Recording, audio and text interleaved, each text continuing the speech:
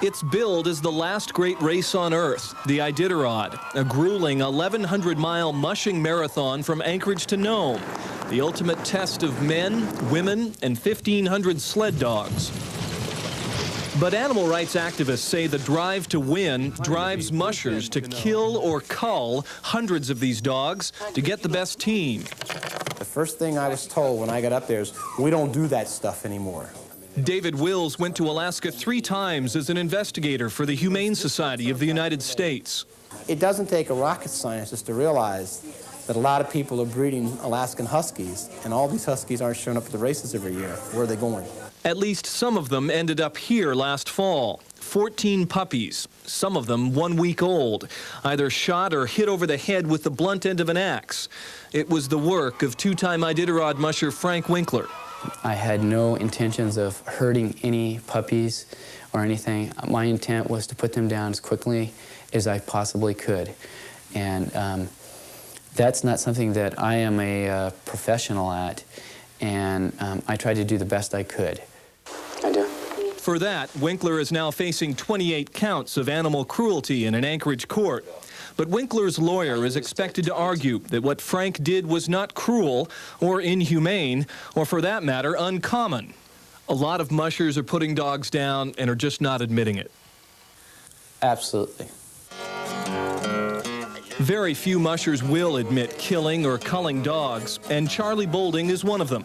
He's a Blue Ridge Mountain hillbilly who moved to the middle of Alaska, 25 miles up the frozen Tanana River, to get out of the rat race. They make moosehead soup. And he and his 26-year-old fiancée, Robin Morrison, live off the land. That's our bank account. The bank feeds his sled dogs, but every year Charlie shoots dogs that don't meet his standards. We got wolves here, we got moose, we got a lot of animals that are pride and a lot of animals that are predators. And the culling process takes place all the time around us. We see it every day, so maybe that's why it doesn't seem so shocking to us, because it is a natural thing. Charlie believes in culling. Last year, he surprised the mushing world by winning the 1,000-mile Yukon Quest race in record time. Charlie Bolding says he has to shoot 6 or 8 dogs every year to maintain the strength of his team. But there are some dog mushers who say the killing just isn't necessary. Just ask Susan Butcher.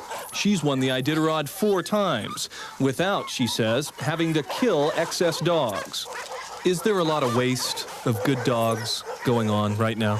Well, sure, because I think if you're not patient with the dogs, you're not going to find out their potential. And so some dogs are being culled unnecessarily that have huge potential.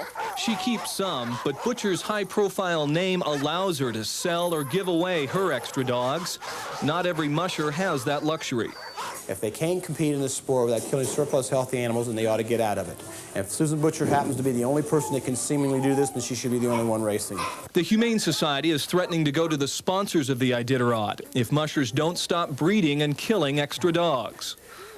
Oh, good one. Good one. But Charlie Bolding and other mushers feel singled out. They point to the high standard of health for the dogs they choose to keep. And they point to the 13 million unwanted pet dogs put down every year in this country. To Charlie Bolding, culling is the only way to restore the natural order that's been lost in domesticating the dog. Pick the good ones, and that's where you develop the breed. When you start letting the mediocre filter through the system, then you're getting a mediocre breed. It affects the whole breed as a whole, not just your own lot.